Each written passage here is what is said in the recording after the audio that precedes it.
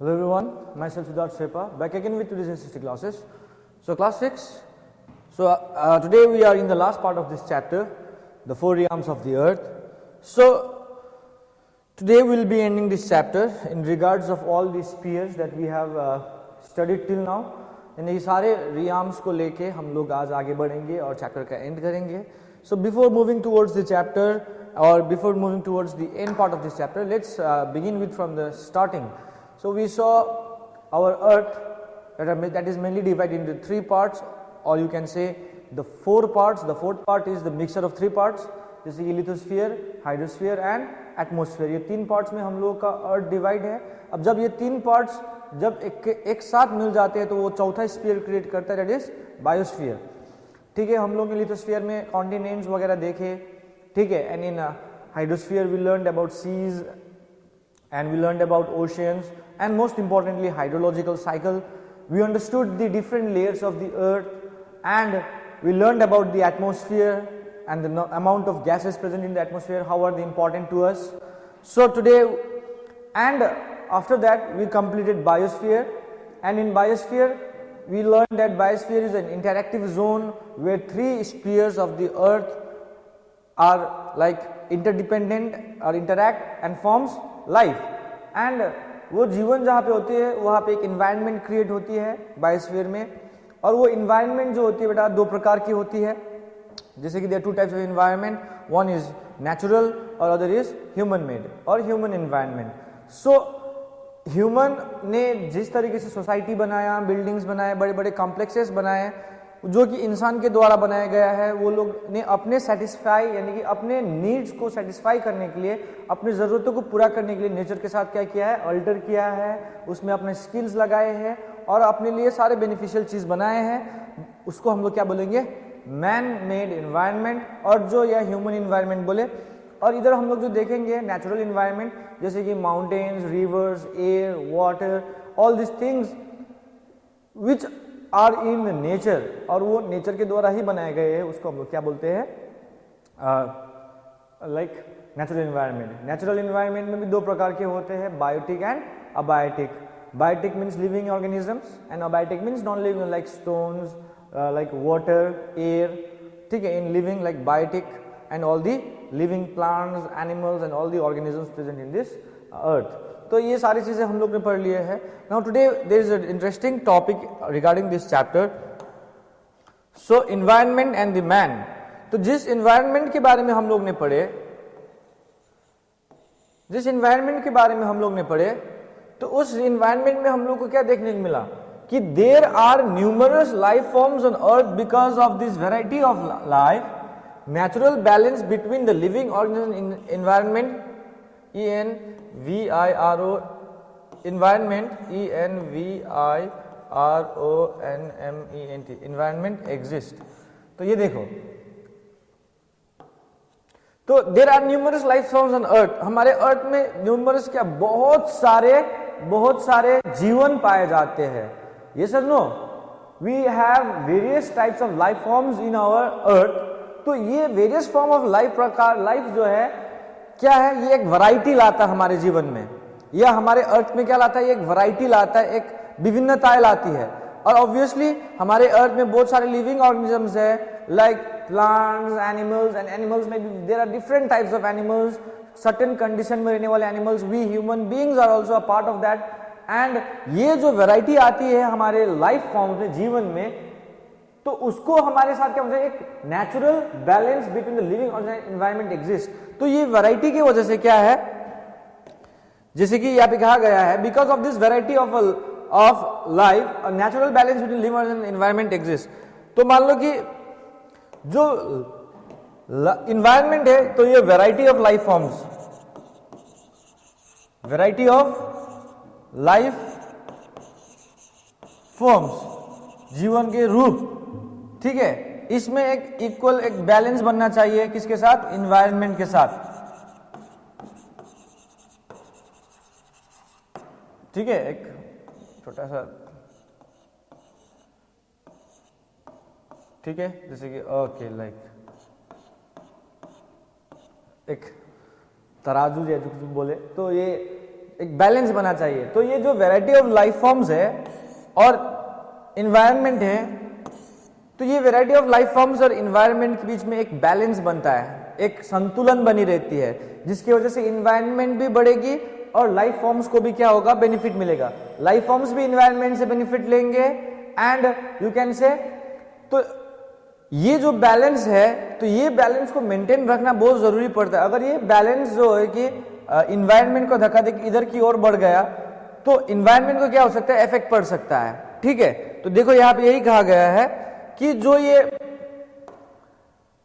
ये एक natural balance between living organism exist, यानी कि ये न्यूमरस लाइफ फॉर्म्स पाए जाते हैं हमारे अर्थ में, बहुत सारे जीवन पाए जाते हैं। तो ये जीवन जो लाइफ है, जो जीवित यानी कि जो ऑर्गेनिजम्स है, उसके बीच में और जो एक एनवायरनमेंट जो हमारे चारों ओर एग्जिस्ट करते हैं, उसके बीच में एक बैलेंस बनी रहती है, नेचुरल बैलेंस। ठीक है, जैसे कि अब बैलेंस कैसे बनता है, क्योंकि we are dependent on environment, हम लोग किसके ऊपर डिपेंडेंट है, इन्वायरमेंट के ऊपर डिपेंडेंट है, यानी कि we are need in environment for life supporting resources, we need environment to give us life supporting resources, यानी कि इन्वायरमेंट से हम लोग को जीवन जीने के लिए बहुत सारे रिसोर्सेस चाहिए। जैसे कि man uses soil for food, rivers and lakes for water and food and atmosphere for oxygen. So हम लोग यहाँ पे 3 स्पीयर्स यूज कर रहे हैं। Soil is the part of lithosphere, तो सॉइल में हम लोग क्या करते हैं, you can say we grow crops for food. Not only that, soil में और एक मेन मैटर है कि soil is part of land, एक जमीन है, तो जमीन किसके लिए चाहिए, हम लोगों को शेल्टर के लिए चाहिए, we need houses. We have rivers and lakes for water and food, rivers and lakes भी हम लोगों को क्या देता है, वाटर के साथ फूड भी देता है। For example rivers provide us with fresh water, ठीक है, lakes provide also fresh waters होती है, साथ साथ we get like sea foods होते हैं ना, मछली वछली, ये सब भी हम लोग पानी से लाते हैं। एटमॉस्फेयर में ऑक्सीजन तो है, ऑक्सीजन हम लोग को क्या करता है, सांस लेने में, यानी कि जीवन लाइफ गिविंग गैस है, तो इसलिए हम लोग एक देखो कि हम लोग तीनों स्पीयर जो है, जो इन्वायरमेंट है, साथ साथ वो तीनों स्पीयर जो है, वो तीनों स्पीयर का हम लोग क्या कर रहे हैं, यूज कर रहे हैं। ठीक है, लेकिन ठीक है, यूज कर रहे हैं तो सही है, लेकिन यहाँ पे बात आ रही थी, मैंने जो बोला बैलेंस की, मैंने क्या बोला था, बात बैलेंस के, यूज तो कर रहे हो लेकिन बैलेंस बना के रखना है।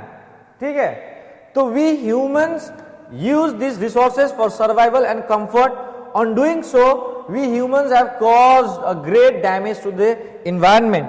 तो यानी कि यहाँ पे भी गलत होगा, environment, ENVIRONMENT। So we humans use this resources, तो ये ही फूड, ये जो सॉइल है, रिवर्स है, लेक्स है, एटमॉस्फेयर है, हम लोग ये सारी चीज को क्या कर रहे हैं, यूज कर रहे हैं हमारे सर्वाइवल के लिए, एंड साथ साथ हमारे आसानी के लिए, कंफर्ट के लिए, आराम के लिए हम लोग ये सारे रिसोर्सेज यूज कर रहे हैं। अब जैसे कि आज के दिन में बहुत सारे ऐसे चीजें आ गई है, टेक्नोलॉजीज आ गई है कि जिसकी वजह से हम लोगों का क्या है, जीवन आसान हो रहा है। ठीक है, telephone, mobile phones, Android phone, smartphones, tablets, ठीक है, ट्रांसपोर्टेशन, गाड़ी, एरोप्लेन, उसमें जो भी यूज होते हैं बनाने के लिए, यानी कि वो नेचर से लिया जाता है। ठीक है, तो वो हमारे जीवन को आराम कर देता है, ट्रांसपोर्टेशन, ये सारी चीज। तो इसके लिए क्या करते हैं हम लोग, ये सारे कंफर्ट के लिए हम लोग ये रिसोर्सेज को यूज करते हैं। तो ऐसे करने में क्या होता है, ऑन डूइंग सो हम लोग क्या कर रहे हैं, वी ह्यूमंस, हम इंसान जो है कि हम लोग बहुत बड़ा डैमेज कर रहे हैं हमारे एनवायरनमेंट को। अब डैमेज कैसे कर रहे हैं,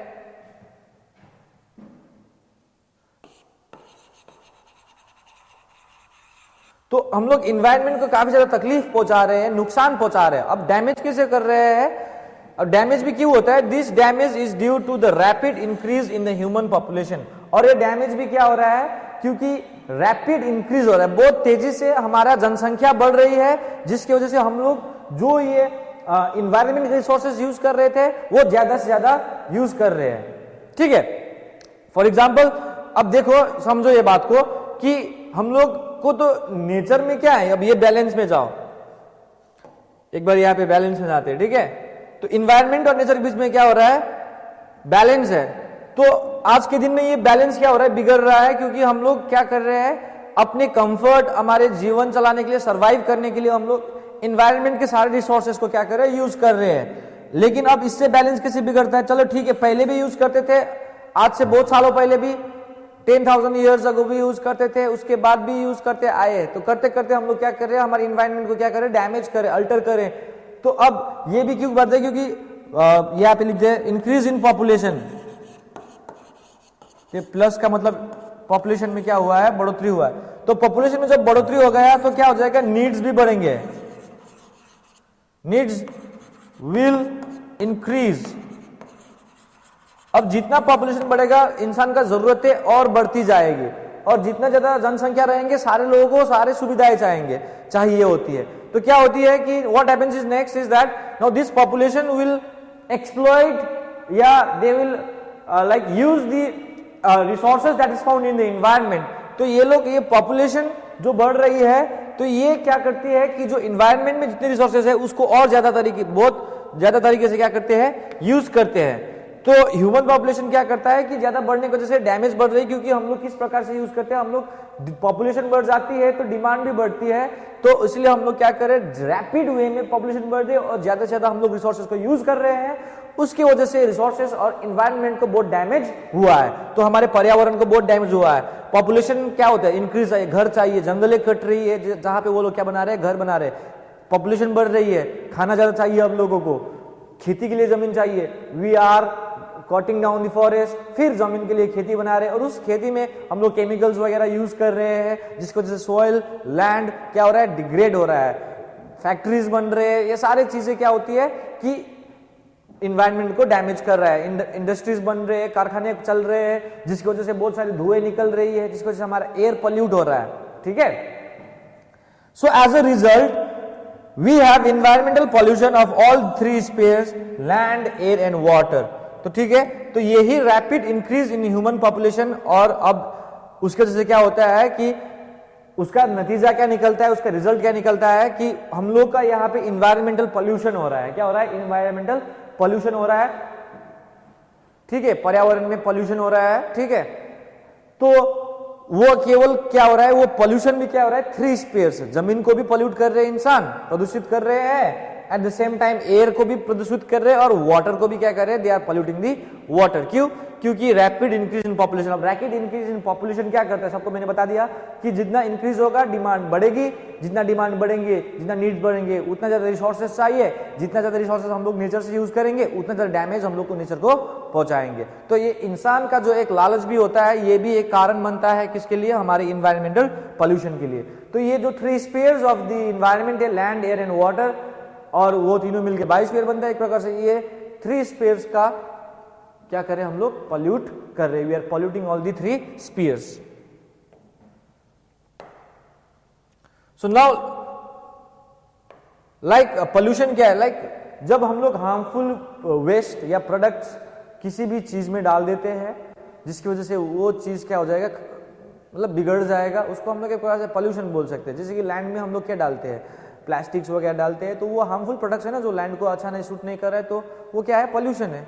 तो जब वो एक्यूमुलेट हो जाता है, ज्यादा से ज्यादा हो जाता है, तो वो लैंड पूरी तरीके से पॉल्यूट हो जाएगा, जिसमें हम लोग कुछ नहीं कर सकते। तो लाइक दैट वे पॉल्यूशन क्या है। ठीक है, contamination of soil and discharge of wasteful substances on the land has caused the land pollution.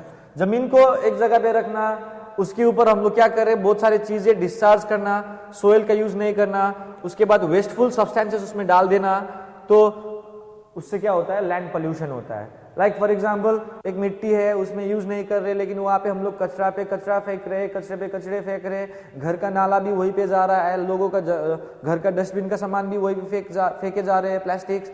ठीक है, तो क्या होता है कि उससे वो जमीन का क्या होता है, क्वालिटी बिगड़ जाएगा। ठीक है, तो डिग्रेडेशन जब होती है क्वालिटी में, तो उस लैंड में, तो वो क्या होता है, land waste, sorry land pollution cross करता है। फॉर एग्जाम्पल एक एग्जाम्पल देते हैं, यहाँ पे एक पिक्चर डाले हैं हम, तो you can see this is the land pollution. देख रहे हो ना, ये डंपिंग प्लेसेस है, ये पूरा लैंड है। देखो अब मिट्टी का नाम और निशान नहीं है। ठीक है, मिट्टी का नाम और निशान नहीं है, सब जगह प्लास्टिक से भरे हुए, कूड़े से कूड़े भरे हुए हैं, हल्का हल्का लैंड दिख रहा है, यहाँ पे रोड दिख रहा है, तो ये जमीन पे कुछ हो पाएगा, कुछ नहीं हो पाएगा। This land is like destroyed, क्योंकि इसमें हम लोग ने हार्मफुल प्रोडक्ट्स। अब ये हार्मफुल प्रोडक्ट्स कहाँ से आया, आसमान से तो गिरा नहीं है, कोई एलियंस आके छोड़ के नहीं गए हैं, हम ही लोग ने क्रिएट किए ये pollution. So we have to stop this. तो ये क्या होता है, एक हमारे लैंड को क्या कर रहा है, डिग्रेड कर रहा है, ठीक है। सो आफ्टर दैट उसके अलावा एमिशन फ्रॉम व्हीकल्स, हमारे गाड़ी से धुएं निकलती है, पता है। इंडस्ट्रीज से क्या निकलता है, धुएं निकलती है। Besides burning of fossil fuels has cause pollution, तो बर्निंग ऑफ फॉसिल फ्यूल्स, गाड़ी से धुएं निकलती है, ये बर्न होती है, कोयले जलती है, पेट्रोल जल रही है, गाड़ी से निकल रही है धुएं, इंडस्ट्री से धुएं निकल रही है, इससे क्या होता है, एयर पोल्यूशन होता है, यानी कि एटमॉस्फेयर में स्मोक फैल जाता है। तो वो स्मोक क्या करता है, तुम्हारे हवा को क्या करता है, प्रदूषित कर देता है, काला लग जाएगा स्काई, तो उसको हम लोग क्या बोलेंगे, एयर पोल्यूशन, ठीक है। हैज कॉज्ड एयर पोल्यूशन, यहाँ पे एयर लिख देते, एयर पोल्यूशन। उसी तरीके से non biodegradable waste is thrown in water bodies which has caused water pollution. तो देखो इसी तरीके से जब हम लोग जमीन पे भी गंदगी करें तो वेस्ट ही फेंक रहे हैं, प्लास्टिक्स वगैरह। तो बायोडिग्रेडेबल धुआं से भी क्या हो रहा है, हम लोग इंडस्ट्रीज से भी क्या कर रहे हैं, धुआं, गाड़ी से धुआं फेंक रहे हैं, तो हवा क्या हो रहा है, पोल्यूट हो रहा है, तो उसको हम लोग एयर पोल्यूशन बोलेंगे, ठीक है। और उसी तरीके से हम लोग non biodegradable waste, non biodegradable waste मतलब जी जो वेस्ट होती है, जो वेस्ट प्रोडक्ट होती है, जिसको हम लोग हमारे जो ये लैंड सॉइल उसको क्या करने कर पता है, सड़ा नहीं पाता है, ठीक है, एग्जैक्ट क्लियर। उसको हम लोग क्या नहीं कर सकते, डिकम्पोज नहीं कर सकते, यानी कि जैसे कि हम लोग ने एक पेपर है, पेपर को हमने एक जमीन पे फेंक दिए, तुम देख लेना 2-3 सप्ताह बाद वो पेपर पतला पतला पतला मतलब वो डिग्रेड होने लग जाएगी, वो टूटना शुरू हो जाएगा, ठीक है। और वो करते करते वो डिग्रेड होके वो लगभग ऐसा लग जाएगा कि वहाँ पे पेपर ही नहीं था, वहाँ पे क्या हो जाता है, जैसे कि लैंड टू लैंड सोइल में वो मिक्स हो जाता है आराम से, तो उसको हम लोग डिग्रेडेबल बोलते हैं। तो जो नॉन बायोडिग्रेडेबल होता है, प्लास्टिक को देखो जमीन के नीचे रख दो, क्या वो सड़ती है, नहीं, वो वैसे की वैसे ही रह जाती है बहुत सालों तक, तो उसको हम लोग नॉन बायोडिग्रेडेबल वेस्ट बोलते हैं। तो वैसे वेस्ट को हम लोग कहाँ पे फेंक रहे हैं, लैंड में भी फेंक रहे हैं, ठीक है।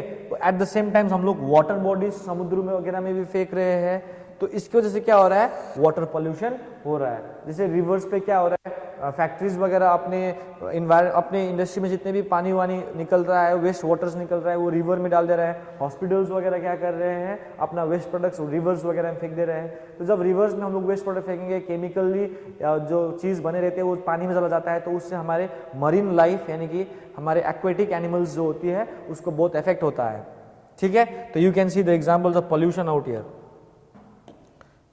देख रहे हो धुएं। So all this smokes get accumulated in the sky, हमारे एयर पोल्यूशन होता है, एसिड रेन्स होने की चांसेस होती है।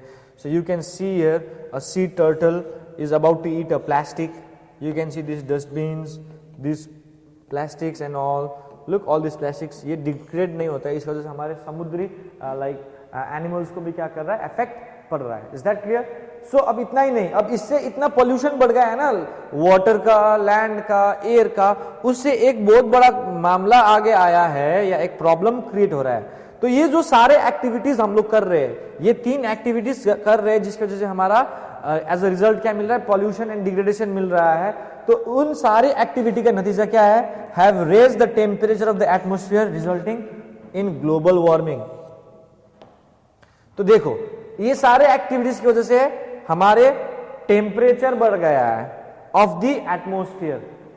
तो हमारे जो एटमोस्फियर है, ये सारे की वजह से हमारे एटमोस्फियर, जो हमारे ये चारों ब्लैंकेट बैठा हुआ है हवा का, ये एटमोस्फियर में टेम्परेचर क्या हो गया है, राइज हो गया है, ठीक है। अब कैसे राइज होगा मैं बताऊंगा, ठीक है। ऑल दिस एक्टिविटीज यानी कि जितने भी हम लोग पोल्यूशन क्रिएट कर रहे हैं, इन्वायरमेंट को डैमेज कर रहे हैं, तो उससे क्या हो रहा है कि ये फॉसिल फ्यूल्स जल रहा है, प्लास्टिक फेंक रहे, कहीं पे प्लास्टिक जल रहा है, वाटर बॉडीज गंदे हो रहे हैं, सारे चीज हम लोग गंदा कर रहे हैं। तो उसके नतीजा क्या है कि हमारे एटमॉस्फेयर का टेम्परेचर बढ़ रहा है, उसको हम लोग क्या बोलते हैं, ग्लोबल वार्मिंग। क्या बोलते हैं, ग्लोबल वार्मिंग। अब ग्लोबल मतलब किससे बना है, ग्लोब, ग्लोब, यस, ग्लोब हमारा अर्थ, इसका क्या होना, हीट होना, इसका क्या होना, हीट होना को हम लोग क्या बोलते हैं, ग्लोबल वार्मिंग, ठीक है। तो हमारी पृथ्वी गर्म हो रहा है, जिसमें हमारे एटमॉस्फेयर का टेम्परेचर बढ़ गया है, तो ठीक है। तो ये क्यों कॉज होता है, this is caused by irreparable damage to the environment. ये क्यों हो रहा है ग्लोबल वार्मिंग, क्योंकि हम लोग कभी ठीक नहीं होने वाली बोल सकते हो, ऐसे डैमेज कर रहे हैं, उससे उभरना एनवायरनमेंट को काफी कठिनाई का सामना करना पड़ेगा। इन्वायरमेंट को बहुत साल लग जाएंगे उनको दोबारा से नेचुरल फॉर्म में आने के लिए। तो ऐसे डैमेज जब हम लोग इन्वायरमेंट को कर रहे हैं तो उसी वजह से हमारे यहाँ पे एक प्रॉब्लम आ रहा है, वो है ग्लोबल वार्मिंग। ठीक है, अब ग्लोबल वार्मिंग क्या है उससे पहले यहाँ पे देखते हैं। तो ग्लोबल वार्मिंग कैसे होता है मैं बताता हूँ। ग्लोबल वार्मिंग समझने के लिए हम लोग को ये समझना है what is green house effect, green house effect क्या है and how is it related to global warming. तो हम लोग को ये समझना है कि ग्रीन हाउस इफेक्ट क्या है और ये किस तरीके से ग्लोबल वार्मिंग से क्या है रिलेटेड है। तो ग्रीन हाउस इफेक्ट एक इट्स लाइक अ प्रोसेस, ये एक टेक्निक भी है हमारे लाइक फ्लोरिस्ट जिसको बोले, फ्लावर जो करते हैं नर्सरी चलाते हैं वो लोग यूज करते हैं। तो इसमें क्या होता है देखते हैं, या you can do small type of vegetation, हम लोग घर में यूज करने के लिए बनाने के लिए यूज कर सकते हैं ये ग्रीन हाउस इफेक्ट जो है। तो green house is like a glass house building with a glass roof और like a plastic cover through sunlight enters. तो मान लो ग्रीन हाउस इफेक्ट क्या है, green house is like a glass house. तो मान लो ये जो घर देख रहे हो this is a glass house, ठीक है। तो ये ग्लास हाउस देख रहे हो, तो पहले इसको समझना है, ठीक है। हम लोग इसको अर्थ के साथ समझेंगे। तो ये ग्लास हाउस है, ठीक है। तो रूफ जो होता है ट्रांसपेरेंट होना चाहिए एक प्रकार से, like glass house, glass transparent होती है या प्लास्टिक कवर होना चाहिए जिसके थ्रू हमारा सनलाइट अंदर आसानी से जा सके। देख सकते हो, तो जो ये लाइट आ रही है यहां से, तो ये सनलाइट जो है इधर आ रही है, ठीक है। तो सनलाइट आ रही है तो सनलाइट इसके अंदर आराम से जा सके, तो ये ग्लास हाउस है, ठीक है। अब ये ग्लास हाउस हो गया, सनलाइट आराम से आ गए। तो जब सनलाइट अंदर आता है, देखो the plastic covers helps the area inside it to get warm so let the plants grow. Plastic cover helps the area inside it to get warm so as it lets the plant grow, but the cover does not allow the sunlight to escape. देखो अब, ठीक है, ये खास करके ठंडी area में use कर सकता है, देख सकते हो कोल्ड एरिया है तो ठीक है। तो अब ये प्लास्टिक कवर के अंदर क्या होता है कि सनलाइट आती है, तो सनलाइट आने के बाद ये प्लास्टिक कवर क्या करता है, इसके अंदर के यहाँ पे इनसाइड क्या होता है, हॉट होता है, इसके अंदर क्या होता है, गर्म होता है। अब ये गर्म क्यों होता है, क्योंकि जो सनलाइट आपका यहाँ पे आ रही है प्लास्टिक के अंदर से घुस रही है और वो रिफ्लेक्ट बैक हो रही है, बाहर तो जाएगी, लेकिन बाहर जाती है तो जब इसको जो है, ये जो हीट इसके अंदर ट्रैप हुआ है, जो सनलाइट इसके अंदर ट्रैप हुआ है, जो सनलाइट का गर्मी ट्रैप हुआ है, उसके वजह से ये एरिया इसके अंदर हॉट होता है, जिसकी वजह से प्लांट्स को ग्रो करने में क्या होगा, काफी हेल्पफुल टेम्परेचर मिलेंगे। लेकिन एक प्रॉब्लम इसके साथ ये आती है कि, प्रॉब्लम तो नहीं बोलेंगे, लेकिन अब यहाँ पे एक चीज ये होती है कि जो ये हीट जो है वो एस्केप नहीं कर पाती, वो बाहर नहीं निकल पाती है। ये जो सारे ग्लास हाउस है वो इसको अंदर ही ट्रैप करके रखता है, जिसकी वजह से इसका अंदर का टेम्परेचर क्या होता है, बढ़ता ही रहता है, ठीक है। ये एक प्रॉब्लम नहीं है, ये इसीलिए किया जाता है ताकि इसके अंदर जो है, बाहर जो है, इस ग्लास के बाहर और अंदर में काफी टेम्परेचर का अंतर होगा, इसके अंदर ज्यादा गर्मी होगा बाहर के तुलना में, ठीक है। अब इसका मतलब ये नहीं कि गर्मी की जल जाओगे, ऐसा गर्मी नहीं, लेकिन जो आउटर टेम्परेचर है नॉर्मल, उससे समवट टेम्परेचर हाई होगा ये ग्लास हाउस के अंदर। क्यों, इसलिए क्योंकि सनलाइट जो आ रही है उसकी वजह से ये अंदर का तो सारा हीट अप हो रहा है, और एट द सेम टाइम जो सनलाइट जो आ रही है या उसके साथ जो हीट जो आ रही है, वो हीट बाहर जाने नहीं देता है ये ग्लास हाउस, ठीक है। This glass house traps the heat inside, यानी कि वो सारे गर्मी को अंदर ही ट्रैप करके रखता है, जिसकी वजह से वो प्लांट्स ग्रो करती है। अब फिर सोच रहे हो कि ये ग्लोबल वार्मिंग से कैसे रिलेटेड है, ठीक है। तो ये प्लांट जो है हमारा अर्थ है, मान लो ये ग्लास जो है एटमॉस्फेयर है, ठीक है। तो उसी तरीके से यही जो ये केस ये ग्लास हाउस के साथ हो रहा है, यही केस हमारे अर्थ के साथ भी हो रहा है, ठीक है, जिसको हम लोग क्या बोलते हैं, ग्लोबल वार्मिंग बोलते हैं, ठीक है। तो यहाँ तक समझ में आया, ग्रीन हाउस इफेक्ट समझ में आया कि एक ग्लास हाउस ले लो जिसमें सनलाइट क्या कर रहा है, आ रहा है, लेकिन सनलाइट इसके अंदर ट्रैप हो रही है और बाहर नहीं निकल पा रही, जिसके इसके अंदर का टेम्परेचर क्या हो रहा है, बढ़ रहा है, ठीक है। तो जब बढ़ती है टेम्परेचर तो प्लांट्स को ग्रो करने में हेल्पफुल रहेगा। लेकिन अब यहाँ पे अर्थ जो how is related to global warming, ये ग्लोबल वार्मिंग से कैसे रिलेटेड है, तो देखो most of the present day global warming is like green house effect. तो जो ग्रीन हाउस इफेक्ट अभी हम लोग ने देखा, तो उसी तरीके से के ही हमारा ग्लोबल वार्मिंग भी रिलेटेड है। अब कैसे रिलेटेड है देखते हैं। जैसे कि मैंने बोल दिया कि वो जो प्लास्टिक कवर है या ग्लास हाउस है उसको मैंने क्या बोला, एटमॉस्फेयर, और प्लांट को क्या बोला है मैंने, अर्थ बोला है। तो देखो, so it is a phenomena in which atmospheric layers prevent the heat given out by burning of fossil fuels to escape into the space. तो सिंपल सी बात है, अब देखो हमारा अर्थ में क्या हो रहा है, बहुत सारी चीजें यूज होती है, गाड़ी चलती है, फॉसिल फ्यूल चलती है, तो उस समय ईंधन जब जल रही होती है तो हीट क्रिएट होती है। तो वो हीट क्रिएट जो होती है हमारे गाड़ी जलने से या हमारे अदर इंडस्ट्रियल एक्टिविटीज से, तो वो हीट जब एटमॉस्फेयर में राइज होता है तो वो हीट जो है को एटमॉस्फेयर क्या करता है, रोकता है। समझ गए हो? फॉर एग्जांपल अब ग्लास हाउस के साथ कन्वर्ट करेंगे, ठीक है। देखो तो हमारा अर्थ है ये, ठीक है। तो अर्थ में जो हम लोग बोले कि ये हमारा एटमॉस्फेयर लेयर है, एटमॉस्फेयर, तो ये एटमॉस्फेयर है। तो मान लो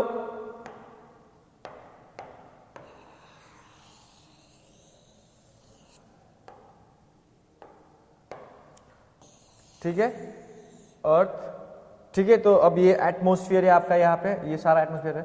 तो यहां से जो भी हीट हम लोग का जा रहा है, अर्थ जो हीट प्रोड्यूस कर रहे हैं जैसे फॉसिल फ्यूल्स जलने के साथ साथ, तो वो जो एटमॉस्फेयर है, जो यहाँ पे क्लाउड्स वगैरह है, हवाएं जो चल रही है, ये क्या कर देती है, ब्लॉक कर देती है। तो ब्लॉक करने के बाद ये हवा फिर वापस आ जाएगी, ये हॉट एयर फिर वापस आ जाएगी, और वो क्या है, स्पेस के बाहर क्या नहीं कर पाता है, एस्केप नहीं कर पाता। अब सोचो, तो ग्लास हाउस में हम लोग ने क्या पढ़े थे कि जब हीट एस्केप नहीं कर पाता है, उसके अंदर का एरिया को वो क्या करता है, गर्म करता है। तो सेम केस, तो ये जब ये गर्मी जो ये हीट जो हम लोग का अर्थ से बाहर एस्केप नहीं कर पा रहे हैं, तो वो दोबारा अर्थ में ही रह जा रहे हैं, इसी एटमॉस्फेयर में रह रहे हैं वो सारे हीट। तो सारी हीटनेस इसी एटमॉस्फेयर के अंदर रह रहे हैं। तो ये एटमॉस्फेयर का क्या होगा, ये एटमॉस्फेयर का टेम्परेचर क्या होता है, राइज इन टेम्परेचर, यानी कि टेम्परेचर राइज होता है, टेम्परेचर में राइज होता है। और इसी टेम्परेचर में राइज होने से हमारा पृथ्वी आज के दिन में पहले से अधिक गर्म हो गया। क्यों? क्योंकि जैसे कि मैंने बोला कि जो ग्लास हाउस के बाहर का जो एटमॉस्फेयर होता है और अंदर का एटमॉस्फेयर होता है, दोनों के बीच में अंतर होता है। क्योंकि बाहर थोड़ा ठंडा रहेगा, अंदर थोड़ा गर्म रहेगा। क्यों? क्योंकि वो हीट को एब्जॉर्ब करके रखता है, ठीक है। तो उस तरीके से जब हमारा यहाँ पे ये एब्जॉर्ब हो रहा है हीट, तो हीट जब एब्जॉर्ब हो रहा है तो वो हीट यहीं पे रह रही है, इसकी वजह से ये चारों ओर क्या हो रहा है, गर्म हो रहा है, जिसकी वजह से ग्लोबल वार्मिंग कॉज होती है, ठीक है। अब देखो, लेकिन अब ये हीट को ट्रैप कौन करता है? जैसे हीट को तो एटमॉस्फेयर ने ट्रैप किया, जैसे कि मैंने बोला कि ग्लास हाउस ने वो हीट को ट्रैप किया प्लांट में, लेकिन अब ये अर्थ के केस में हीट को कौन ट्रैप करता है? Who traps the heat in this thing? तो it is trapped by water vapour, dust particles, carbon dioxide, methane भी होते हैं gas, and remain within the atmosphere. तो जैसे ही ग्लास हाउस क्या कर रहा है, हीट को एब्जॉर्ब कर रहा है, उसी तरीके से वाटर वेपर के साथ साथ डस्ट पार्टिकल्स जो भी है हमारे एयर में, और कार्बन डाइऑक्साइड जिसको हम लोग ग्रीन हाउस गैस बोलते हैं, मीथेन, ठीक है, ये सारे जो गैस है क्या करता है, हीट को ट्रैप करता है और बाहर जाने से रोकता है, जिसकी वजह से क्या हो रहा है, that is how Earth's mean temperature has been increased by 2 to 4 degrees Celsius over the past few decades। पिछले 10-20 सालों में हमारा अर्थ का टेम्परेचर क्या हो गया है, 2 से 4 डिग्री बढ़ा है। क्यों? क्योंकि ये सारा प्रोसेस हो रहा है, ग्रीन हाउस इफेक्ट, समझ रहे हो ना। तो ग्लोबल वार्मिंग क्यों हो रहा है? क्योंकि जो भी हीट हमारे अर्थ क्या कर रहा है, रिलीज कर रहा है फॉसिल फ्यूल्स के द्वारा जलने के लिए, उसके बाद वो क्या नहीं हो रहा है, वो वापस नहीं जा पा रहा है, वो एस्केप नहीं कर पा रहा है। जब एस्केप नहीं कर पाएगा तो वो क्या होगा, वो अर्थ के अंदर ही रह जाएंगे, तो उसके वजह से अर्थ गर्म हो रहा है। उसका कॉजेस क्या है? आज के दिन में एंटार्क्टिका, प्रूफ भी है कि एंटार्क्टिका वगैरह में कभी बर्फ नहीं पिघलते थे, लेकिन आज के दिन में बर्फ पिघल रहे हैं। इससे साबित होता है कि वहाँ का ग्लेशियर्स कभी नहीं पिघलने वाले, आज के दिन में आइसबर्ग्स क्रैक हो रहा है। इससे साबित होता है कि हमारा अर्थ का टेम्परेचर बढ़ रहा है, ठीक है। एट द सेम टाइम हमारे अर्थ में जो सन का लाइट भी आता है वो भी रिटर्न नहीं कर पाता है इसी की वजह से। तो लाइक दैट वे आपका ग्लोबल वार्मिंग आता है, जिसमें हम लोग ग्रीन हाउस इफेक्ट भी बोलते हैं, और कारण क्या है, ग्लोबल वार्मिंग का, ठीक है। तो global warming is a very great issue और a matter of concern to everyone who loves the environment very much. So I hope you all understood the chapter. So it was still here. Till then, stay safe and stay healthy, and we will be starting the next chapter in the next video. Okay, thank you.